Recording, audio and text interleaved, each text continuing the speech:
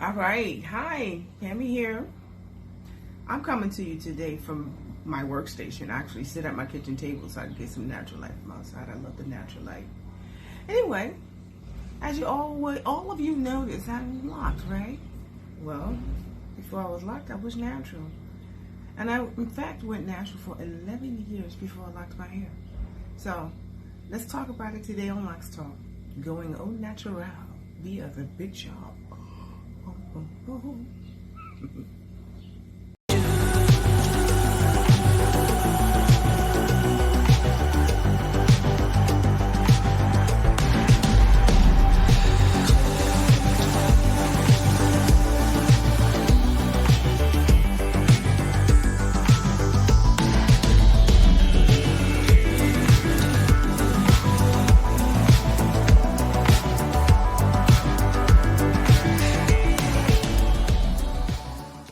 Good morning, welcome, come on in, grab your coffee. I have mine right here.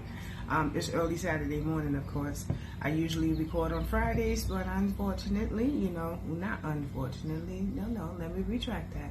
I had a lot of clients yesterday and didn't have the time to really sit down and record, so that's what happened. My hair's done, I retwisted my hair. I'll post a video of that and then add it at the end if you want to watch that. And let's just jump right in, right? Just a friendly reminder, I'm going to be reading along with my blog here, and I'm going to definitely read through this. Although my personal story is included, I don't want to leave out any details, so I'm definitely going to just read along as I wrote it here. Okay? And if you are a member on my website, remember that all of my blogs are weeks ahead of my videos here on YouTube. So if you would like to just go ahead and read ahead, so you know what to look forward to and schedule it in when you want to come and join me live on Sunday nights when I do premiere and I go live in the chat room. You may do so. So just simply go to www.PammyLocksWithLove74.com and sign up for membership. Currently, membership is free. That won't be that way forever, so take advantage of it now while you have the opportunity to. And we're going to get into it. So come on in. Come with me. So this time I think I'm going to put my glasses on to read the computer because the brightness from the natural light outside kind of makes it a little harder for me to see. Well, it's always kind of hard for me to see, but I'm going to put my glasses on. These are my coach cat eyes. Okay, so going natural, the big chop. Hello and welcome back to another week of Locks Talk, where I talk about all things locks, loose, natural hair. This week's blog is for my loose, natural family. Right, some of which can be beneficial to my lock family in your starter phase of your lock journey as well. Okay, this week we are going to discuss going natural. The methods of going natural, how to mentally prepare for the transition to natural, questions you need to ask yourself in the process of mulling things over, different reasons for the big chop, and finally, the effects that loss of hair can have on your mental health if you are not prepared for it.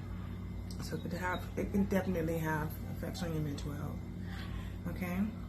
I would like to begin by being transparent and telling you my story. When I was a little girl, I remember being jealous of my sister's hair. My sister's one that was right next to me. She's currently deceased, God rest her soul. But my sister that was right next to me, she was like literally 13 months older than me, so we were like Irish twins. She had soft, wavy, 2C, 3A textured hair, and it was really long and soft. We all know the tales of colorism that were passed down from past generations about what good hair is and what it isn't. I remember my own hair too, having length as well, but my curlier texture of 3B and 3C hair drew my hair up more, making it appear much shorter than I liked. Back then, I didn't know any better. What I now know today. But my natural virgin hair was so beautiful and widely admired by so many, including the sister that I was jealous of. Who knew, right? There's so many layers to embracing your natural crown, most of which requires some self-realization, soul-searching, and the spiritual journey to help you to unlearn a lot of what's been passed down to us from the generations before. Growing up, I lived at home with my parents and two of my sisters. All three of us had different hair types. The oldest had the tightest curl pattern, and she was a 4B4C. The middle girl had the finest hair with a 2C, 3A curl pattern. And then there was me, baby girl, with a 3B, 3C curl pattern hair type, right? So we were fortunate because mommy was a cosmetologist. Yeah. And she knew hair. She knew hair. Okay.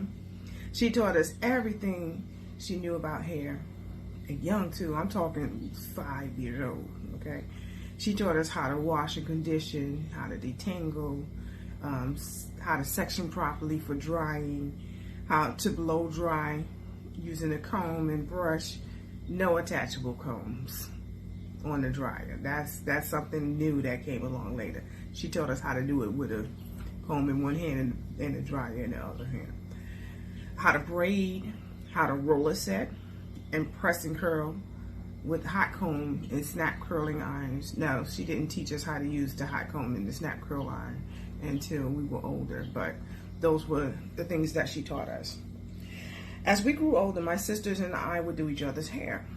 But on these really special occasions, mommy would hook us up. You understand? Okay? Then came 1984. I'm 9 years old in the 4th grade. It was spring break. Back then, we just called it Easter break. Okay? You already know. We were stepping out in style. But that year was different for my sisters. Right? They both got their hair treatment called a relaxer. A relaxer is a chemical-based hair straightener. Back then, the go-to relaxer was made by Dark and Lovely. And the other one I believe that was like battling with them was Revelations. If any of y'all know that, right? I didn't get my hair relaxed though. I got the same wash, press, and curl I got every year for Easter. Boy, was I in my feelings about that. Yes, I was. Yes. Talk about jealousy. I was green with envy. I cried and I whined and everything, trying to get my mother to relax my hair too. This went on for months, well into and through the summer, until finally my mom had just gotten tired of my whining because she gave me a relaxer for my 10th birthday, just in time to show it off. My permanently straightened hair and relaxed hair when I started school a few short weeks later, right? I got my hair relaxed every 10 weeks like clockwork from the age of 10 through 29. Years old, almost 20 years of relaxing my hair. Fortunately for me, growing up, mommy did our relaxers for the first years and taught us how to do it properly, okay? Once I reached 13, my sisters and I could do each other's hair again. Mom taught us well. She taught us how to mix and apply the relaxer without burning our scalp or frying our hair off. And then a lot of our friends used to ask us to relax their hair too. Because of that, they knew we knew how to do it. Before I go on, let me retract back and explain why my mother did not relax my hair, because it wasn't for the reason that I thought, okay? She did, at the time, she did my sister's hair. She didn't relax my hair that time, okay? She told me why years later when I asked her. Because when I was an adult, my mom and I had a lot of adult conversations, and I asked her hard questions that I couldn't ask her as a child or was afraid to ask her as a child. And that was one of them. It wasn't my age that played the factor in whether or not I got a relaxer. My mom knew how to mix it and lessen the strength of the relaxer so it wouldn't fry my hair or burn my scalp. So my age wasn't the reason, and I thought it was. I thought it was because I was too young or whatever, right? I was a sickly child at some point. I was a very sickly child. I got sick all the time. I spent numerous times in the hospital. I got sick a lot, right?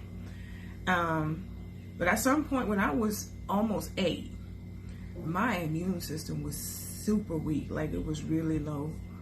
And I developed a rare form of alopecia, and my hair started to fall out in huge chunks right from the root. It was just like, like smooth, slappy, and yeah, it was really bad. And my mom was in tears because she didn't know what was going on. That was a horrible ordeal for me to deal with as a little girl. Now, mind you, this is the first time that I'm sharing this story ever publicly with you and anybody else that's watching. So yeah, when I was a child, I lost all of my hair to alopecia, and I had like little patches of hair off my head, right? My mom and I decided that I wasn't going to go bald. She did what she could to cover where I lost hair, and for a year she worked diligently on my hair. So let me continue with what I wrote here. Okay, so at my age, my age wasn't the reason, right? I was a sickly child. Moving forward, okay, that was a horrible ordeal as a little girl. What saved me was I was a tomboy growing up, so that also helped me too. In many ways, I still am. Yes, I am. And I love wearing, at the time I loved wearing baseball caps, and I still love wearing baseball caps today. That saved me because it covered all of the spots where I had lost hair. And my mom drilled me about not letting anybody wear my cap. Back then, she was convinced that I had some other kids wearing my caps. And that's why I lost my hair, because I must have developed some form of ringworm or something. But that wasn't until my doctor told her it wasn't ringworm, it was alopecia, and it was treatable. So some forms of alopecia is treatable, and you can grow your hair back. Don't ever believe that if you lost your hair to alopecia that you can't grow your hair back. It depends on the type. There are different types of alopecia, and this one that I had, fortunately for me, allowed me to grow back my hair. Thank God. Okay, so continuing. So I wore caps while my mother treated my scalp with the medicine that the doctor gave her and some of her own personal remedies to help my hair grow back fast. A year after that, my mother worked diligently and had grown my hair back completely and then some. She was not playing, for real. For real. Right? So she didn't relax my hair because she was afraid. She didn't relax my hair because she was afraid and didn't want me to lose my hair again. That's why she didn't relax my hair when she did my sister's hair. Of course, I asked her, well, why didn't you just wait and find out and do all our hair at the same time? You doing their hair in front of me. What you thought that was going to do? So that's another part of the conversation, but everything got worked out, whatever, in that conversation. And I am grateful that I did have that conversation with her. That's why I had such a great relationship with my mom. I was able to come to her and talk about stuff, and I wish I knew that or felt that earlier in my life. But, as I got older, I realized I could have come to her about any and everything. Yeah. But when I was about to turn 10, I had my yearly physical, and my immune system had improved drastically. And that's when the doctor gave my mom the okay to relax my hair. So it wasn't my tantrums. I got away with nothing, okay? She had my health in mind before she made her decision to relax my hair. Come to think of it, I get that from her as a loctician. I put the health of the hair first. See how that came full circle? Fast forward to the age of 29, I had not long given birth to my middle child, and I felt this urge to go back to my natural roots because I was on this path of doing things naturally, from the birth of my child to nursing until whenever, and so on. By then, I had forgotten what my virgin hair felt like or looked like. At the time, my hair had grown in about a foot long. It was pretty long after I had my middle son. Half the length it is now. Half the length that it is now. And I just did it. The big chop. I sure did. I did it myself. I started in an awkward spot, so it was like right here. That would not allow me the opportunity to change my mind. My mind was made up. I told no one what I was planning to do. I simply executed my plan and showed everyone what I had done after it was done. Then, that was when all the unsolicited opinions started flowing in with the suggestions to wear a wig and a weave until it grew back. What did you do with your beautiful hair? Why would you cut your hair off like that? It was so beautiful. There was little to no compliments. I mean, there was just little to no compliments. Just, I guess it will have to grow on me. It felt like shade and judgment to me. But no matter what everyone said about my hair, I did not regret cutting it off. I didn't. With all the comments, I was going to say compliments. There was little to no compliments. With all the comments I received for cutting my hair, I knew then I had made the right choice for myself. Choosing to move in silence and do what I had planned to do without saying anything. With that being said, you would need one of two things before you take the step to go natural, okay? One, you would need the mental capacity to not give up,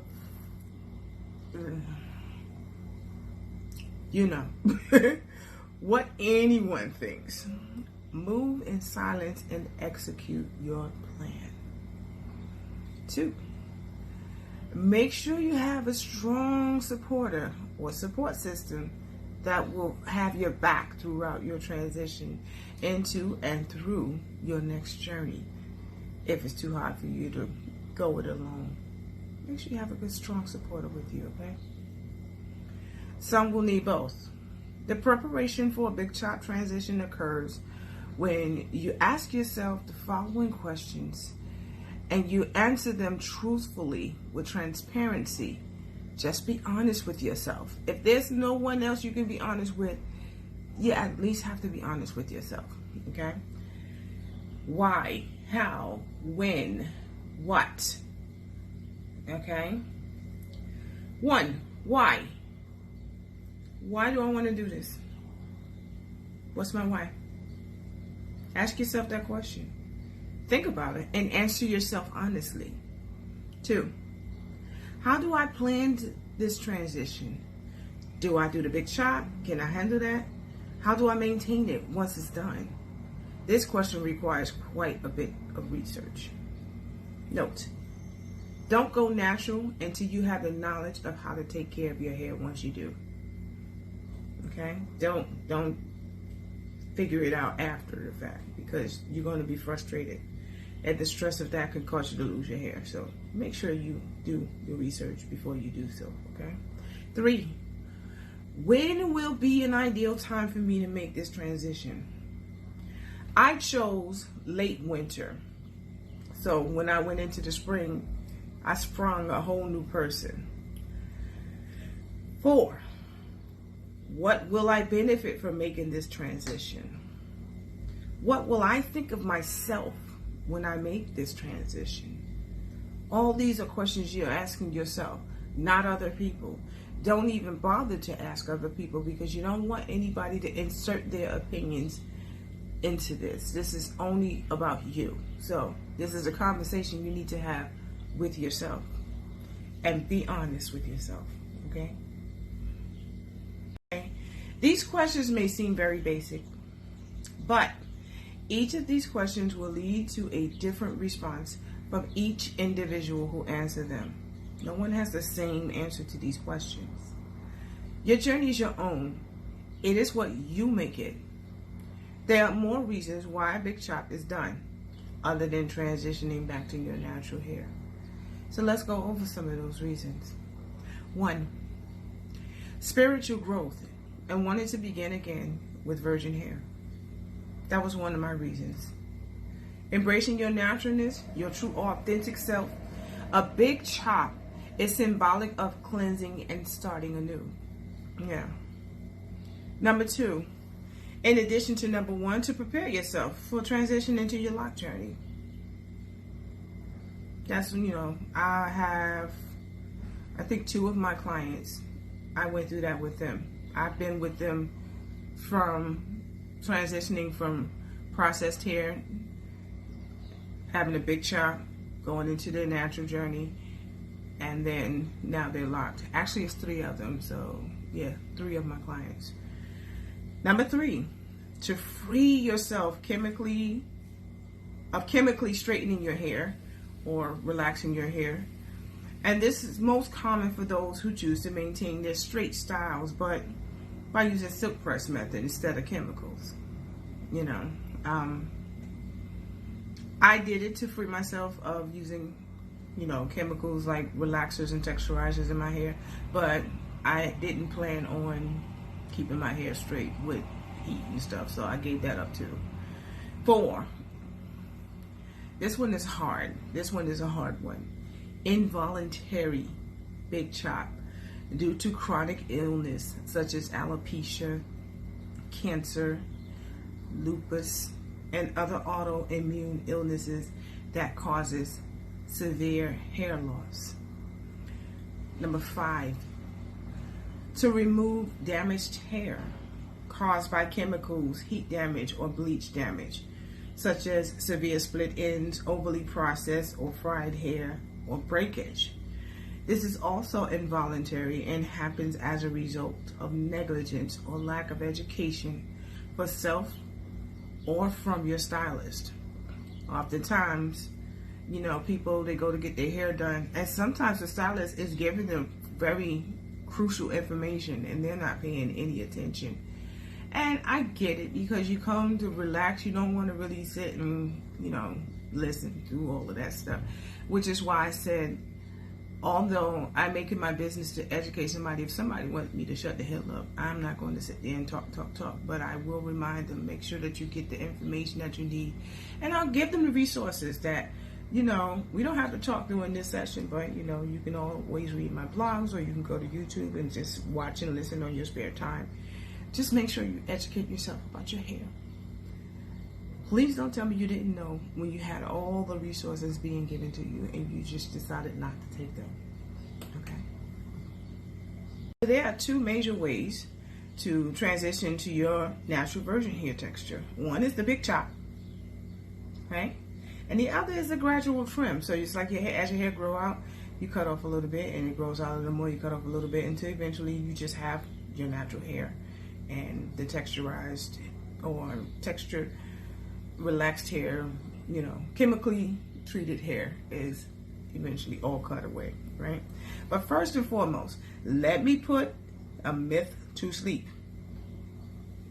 Listen carefully. You cannot reverse and strip away a relaxer or texturizer. I will say it again. You cannot reverse and strip away a relaxer or texturizer. If someone says that they can, they are fibbing. It's not possible. A relaxer and texturizer changes your hair texture by stripping and removing texture from your hair. Therefore, you cannot replace the texture that was stripped away with relaxers and texturizers. You can't put it back. Okay? Once it is stripped, the texture is gone forever, for good, finito, no return. The only way to remove relaxed or texturized hair is to cut it off. There are people out here lying to you, saying that they can strip the relaxer and texturizer from your hair.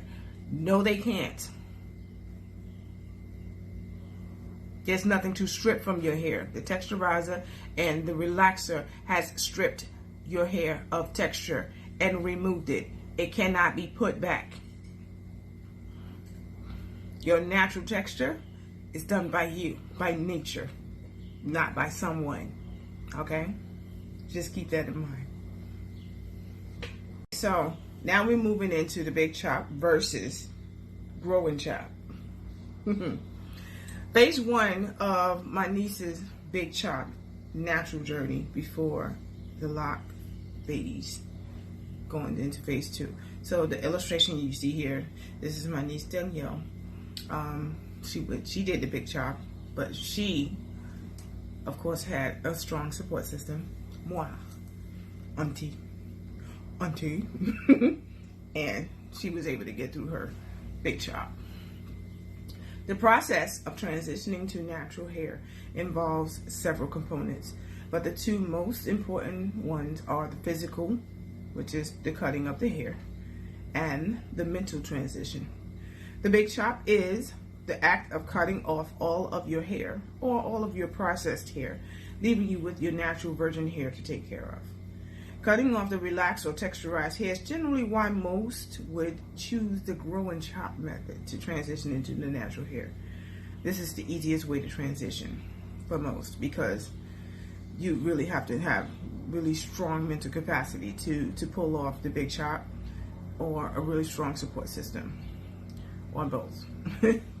Oftentimes they will continue to go straight, continue to straighten their hair with the use of heat until the hair has grown out more, or they will wear protective styles until their hair grows out. This is typically done over a period of 6 months to 1 year, trimming the ends as they grow out and eventually leaving them with all of their natural hair. And once their new growth has grown out to all of the desired length, they will cut off the remaining processed hair, and now they're all natural. Okay, that is the most common way that people go natural. And it's long. It's the long way. I consider that the long way. The big chop is actually the shorter way. However, like I said, they're not mentally prepared to deal with like having really short hair. So I didn't care. I liked my hair when it was short and curly. In fact, when I was still growing it out and it grew to a certain length, it was just too high, and I did not chop it right back off. So I didn't mind my hair being short. The only time when I stopped cutting my hair after it grew out, it was once I locked it. But I even cut my locks twice, during the time. It was the first time I cut it was because I didn't like the stringy curly ends. A lot of people like those, but I didn't, so I cut them off. And the next time was when I just did a trim so that my locks was a little bit more even as they grew out, because the front was way shorter. What is this on here? The front was way shorter than the back, and I was like, I didn't like that. So I kind of cut it too, so it can grow in even. So yeah, the big chop is very challenging for a lot of people. Fortunately for me, it wasn't, because I just guess mentally I had a different view on what hair meant, and I knew it would grow back. So yeah, and I already lost all of my hair when I was a child, and it grew back. So my confidence of me getting my hair back was higher than most would expect. All right, so let's move on into the next part of this. Like with the grow and chop, this is not recommended for damaged hair, okay? Because eventually the damaged hair can begin to damage the healthy hair as well. So there's no grow and chop if you have damaged hair. You need to just go ahead and cut all of the damaged hair off right there and then in one sitting, okay? It is definitely a better choice, as hard as it is, to cut off all the damaged hair in one sitting. Some cannot handle that, and that's okay. Give yourself grace. If it has to be done in phases, it can be. But just be assured that it's at a risk that you can still damage your healthy hair in the process. The process will be longer, and the risk of further damage to, the healthy hair can happen. So just keep that in mind, okay? It's hard to just cut off all your hair, because there isn't much time given to think it over and decide. And this is what I'm talking about when I'm talking about really severely damaged hair. If y'all were here last week when I was talking about general, I don't know, was it last week or the week before? 2 weeks ago when I was giving general hair 101, and I was talking about people doing protective styles and the proper way to do that, because the purpose of it is to protect the ends of your hair. So if you're not tending to the ends of your hair and you put it in a protective style, while the ends are damaged, when you take it out, those ends are still going to be damaged even worse, because now your hair has grown out where the healthy hair is, and that damaged hair is still sitting there. And you got this big gaping gap of split ends and thin hair, and then surrounded by this healthy hair, and it looks crazy. That's like literally in the center of your head. Now, the stylist and you have to decide, do we cut this off? What do we do with this? You know, so yeah, try to be preventive so that you don't have to cut off all of your damaged hair along with a lot of healthy hair just so that you can even it out, you know. Proactive versus reactive. Okay. The big chop is the only way to go 100% natural instantaneously in one sitting. Okay. In making a decision to go with the big chop, the average person takes several months to mentally prepare themselves for this transition. So it's not an overnight decision that's made if a person is just simply going au naturel. Like I said, if it's forced because you have severely damaged hair, that's different. Or if you're suffering from hair loss, that's different. It takes a much bigger mental hit. You take a big mental hit over that. It's like, oh my God, what the hell? But when you are deciding for yourself, like I did, take the time that you need to really make sure that that's what you want to do before you move forward with it. And yeah. So even with all that prepping, tears are shed when the big chop happened. I did cry when I chopped off my hair. However, it was a mixture of the end of one era, but it was also joy because I felt like I set myself free when I did it. Going to all natural isn't an easy transition. It really isn't. So keep that in mind. If your next step is transitioning to locks, there's another break that must be taken after the big chop. So don't just do a big chop and go right into your lock journey. If you hadn't done the work to prepare yourself for locks, don't do it. Because you need time to recover from the fact that you just chopped off all of your hair. Let me use something as a metaphor. If you was in a long-term relationship and that relationship ended, the worst possible thing you can do is jump right into a new one. Does that make sense? So you had a long-term relationship with your hair before you did the big chop. You need to give yourself time to sort of grieve that loss and process it and accept it so that you can move on and gradually and gracefully move into your next phase, which is your lock journey. Give yourself time. Give yourself time. Do not rush it. Because if you do, it's not going to go the way that you wanted it to go. Give yourself the time. Okay?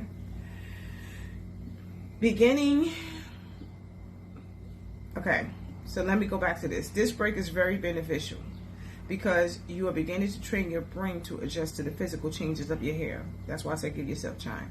Adjusting to the big chop takes a mental tune-up. Right? That's, again, why I say give yourself time.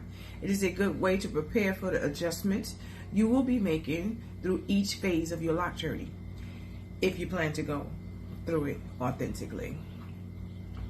The physical part, big chop, is the lighter part of your transition, which is why most will get this far before they proceed forward into the lock journey. Let me read that sentence again. The physical part, big chop, is the lighter part of your transition, which is why most will get this far before they proceed forward into a lock journey. More preparations are now needed during this break, which involves extensive research on having locks to prepare yourself mentally for the different phases of your lock journey. Many people see the results of others after they have been well into their lock journey, and it was like, oh, I want that. But Things like length, style, mature locks, low frizz, etc. gets them excited and inspired, and they want to get locks. But they often aren't aware of what it took for that person that they admire so much to get there. Not physically. I'm talking about how mentally challenging it may have been for them, especially if their self-imagery is intertwined with their hair. This is why you will need to take the extra time to transition into your lock phase of your natural journey. Also, an opportunity to get a great support system as you go through your lock journey. So when I did my big chop and I went natural, like I said, I was natural for 11 years before I locked my hair. And when I started to think about locking my hair, that was 5 years before I locked my hair. So I didn't jump into it at all. Like, I took my time. I did a lot of research. I even interviewed people that had locks and just talked to them about their journey. Like, what was the hardest part of your journey? What was that like? And things like that. Like, I went deep with it when I, as a process of mulling it over.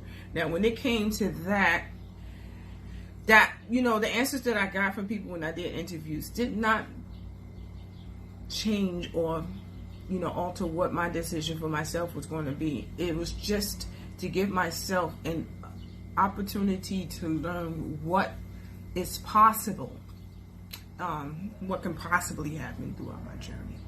So this is why you will need to take an extra time to transition into your lock journey. Okay, take the time, take the break.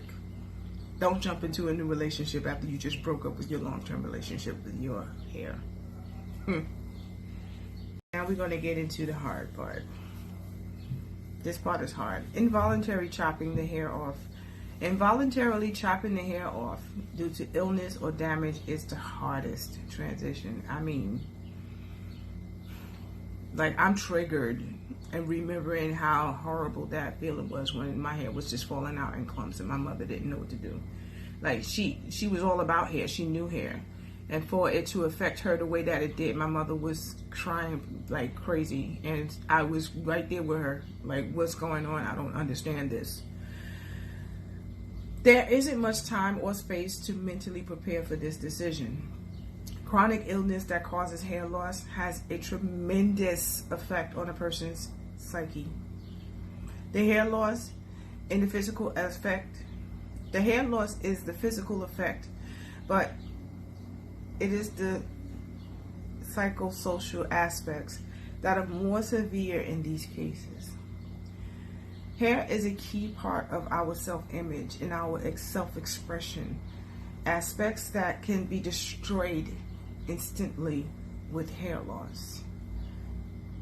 This was published by BioShock on July 5th, 2021. That is just scratching the surface. Let's get a little further in. Here's what's clear. Losing your hair, whether it be volunteered by choice or involuntarily due to illness, it affects your psyche. It does. So whether you choose to chop off your hair or it happens involuntarily, it affects you mentally, okay? It takes time and patience to adjust to the changes. So give yourself that time.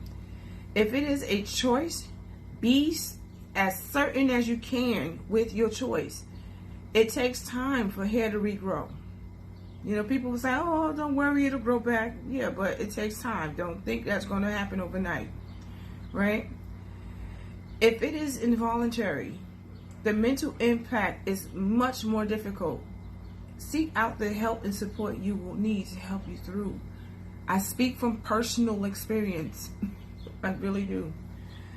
I was 7, almost 8 when it happened to me.